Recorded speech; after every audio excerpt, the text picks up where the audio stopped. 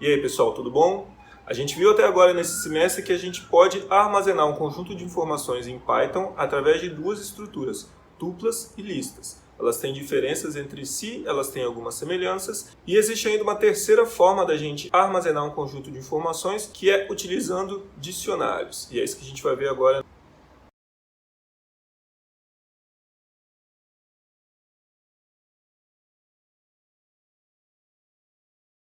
Bom, então se eu quero armazenar um conjunto de informações em Python, a gente já sabe que a gente pode usar listas e tuplas. Tanto listas quanto tuplas são indexados a partir de zero. Eu posso acessar cada um dos elementos através da posição em que esse elemento se encontra, mas a principal diferença entre elas é que eu posso incluir novos elementos numa lista, eu posso retirar elementos de lá, ou eu posso modificar algum dos elementos diretamente. Na tupla, não. Uma vez criada, aquela tupla vai continuar sendo a mesma ao longo de toda a execução do seu programa. Um dicionário em Python também permite que a gente armazene um conjunto de informações. Agora a gente vai ver qual é a vantagem e qual é a desvantagem de utilizar um dicionário.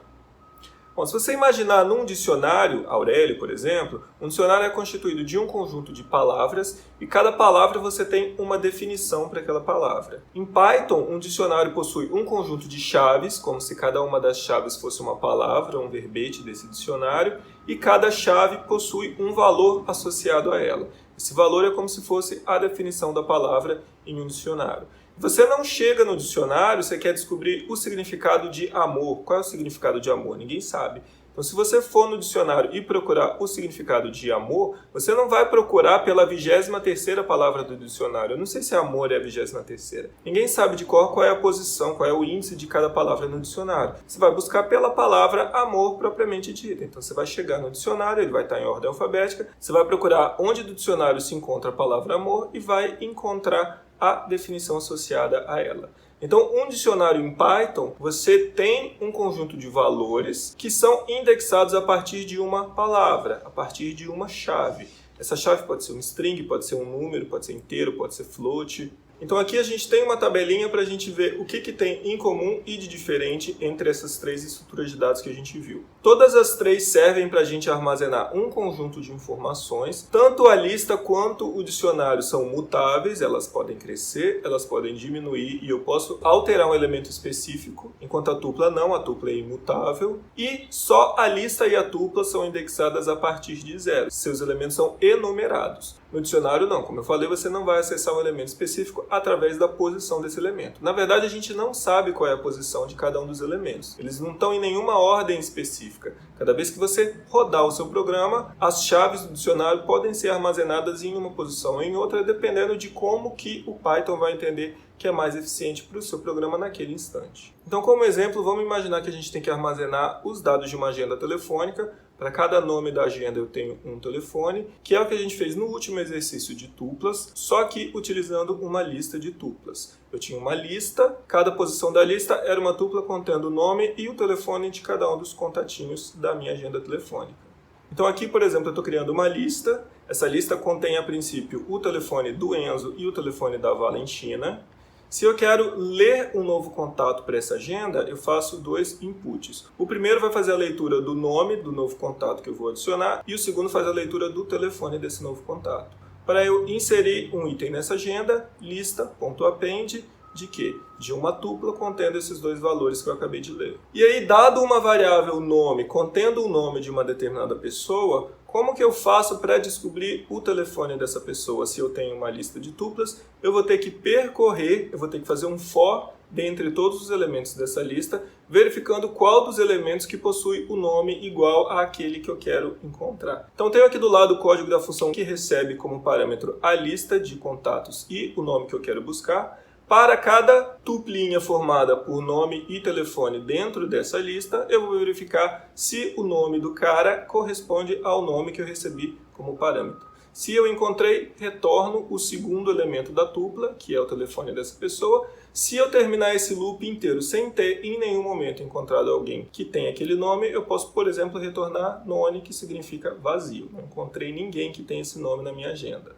E aí, num dicionário, esse loop não seria necessário. Para começar, a gente vai criar um dicionário aqui que vai ter dois elementos também. Vai ter a Valentina e vai ter o Enzo. Se na tupla eu uso parênteses e na lista eu uso colchetes, no dicionário a gente vai usar chaves. Então eu tenho aqui um dicionário chamado agenda, todos os elementos do dicionário vão vir entre chaves e separados por vírgulas, e cada elemento é constituído de duas informações. A chave, seguida de dois pontos e seguida do valor daquela chave. No nosso caso eu tenho strings contendo o nome dos contatos que eu tenho na minha agenda, e para cada chave, qual é o valor associado a ela? É, nesse caso, também uma string contendo o telefone desse contato. Se eu quisesse criar uma agenda com vários possíveis telefones para cada contato, ao invés do valor ser uma string, esse valor poderia ser uma lista de strings, e cada vez que eu quisesse cadastrar um novo telefone para aquela pessoa, eu inseriria uma nova string nessa lista. Mas por enquanto vamos fazer que cada nome possui apenas um telefone possível.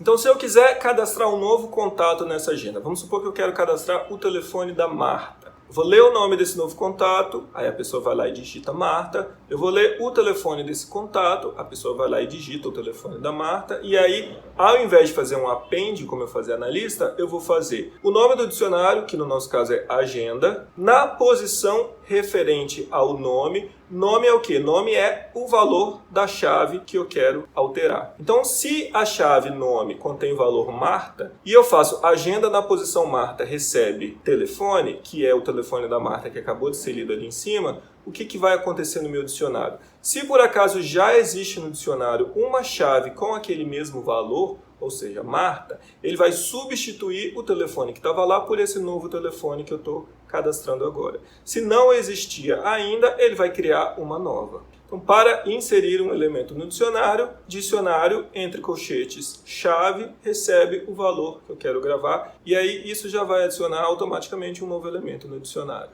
E aí, se eu quero remover algum contatinho da minha agenda, vamos supor que eu não quero mais o telefone da Marta. Eu faço del, o dicionário, entre colchetes, o valor da chave. No nosso caso, del, agenda, na posição Marta, vai remover o telefone da Marta dessa minha agenda de contatinhos.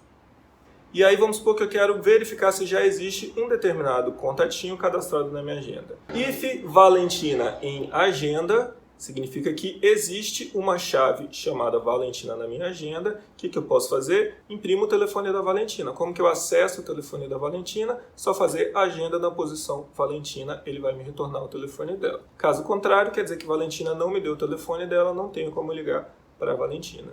Se eu quiser, por exemplo, criar um dicionário completamente vazio, eu faço abre chaves, fecha chaves. Vamos supor que eu quero cadastrar a nota de todos vocês no final do semestre e vou usar um dicionário para isso. Então eu estou criando aqui um dicionário chamado pauta, que a princípio é vazio, e aí na posição referente ao Hilário eu vou gravar as notas do Hilário. Um aluno pode ter várias notas, então não é suficiente que o valor desse dicionário seja um único número. Então eu vou salvar aqui uma lista contendo as notas do Hilário, 10,10. É uma lista que por enquanto tem as duas notas que o Hilário tirou nessa disciplina. E aí agora eu vou criar uma nova entrada no meu dicionário para o outro aluno chamado Mateus. Então eu vou pegar o meu dicionário pauta na posição Mateus, e não sei ainda quais são as notas do Mateus, mas sei que o Mateus está lá. Então eu estou inserindo a princípio uma lista vazia, por enquanto o Mateus não fez nenhuma avaliação, e à medida que eu for tendo as notas das avaliações do Mateus, eu tenho que inserir essas notas dentro da listazinha correspondente ao Mateus. Então cada vez que eu tiver uma nota dele, o que eu vou fazer? Pauta na posição Mateus é a lista que estava vazia. Pauta na posição Mateus, ponto append, 2,5. Pauta na posição Mateus, ponto append, 3. Pauta, ponto append na posição Mateus, 3,5. Então eu tenho aqui as 3 notas que o Mateus tirou na disciplina.